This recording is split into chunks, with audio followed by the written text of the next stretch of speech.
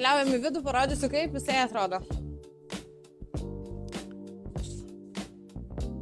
Štai čia mes turime koridorių, kur jau yra montuojama prieškambario spinta, bus stumdomos veidrodinės duris, kurios labai pamėgtos jūsų.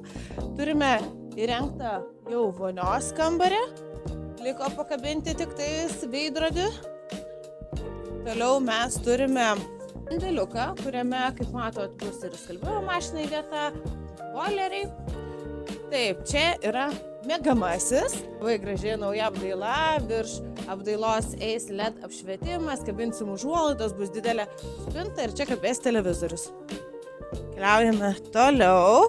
Čia klientės bus darbo kambarys, tai toks nedidelis, bet pagal poreikį galim suprojektuoti ir didesnį. Šitas namas beje yra 50 kvadratų gyvenamo ploto, tai puikiai tinka į sodo sklypus arba ten, kur tinkamas namas iki 50 kvadratų.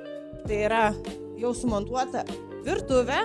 Klientė, kadangi užsisakė su visais baldais, tai kadangi negalėsim išvežti šio namo, tai ruošim atvirų durų dienai. Štai jau yra atneštos komodos, lauks ir sofkutė ir visas pilnas įrengimas. Tai ir šį namą galėsite pamatyti per atvirų durų dieną.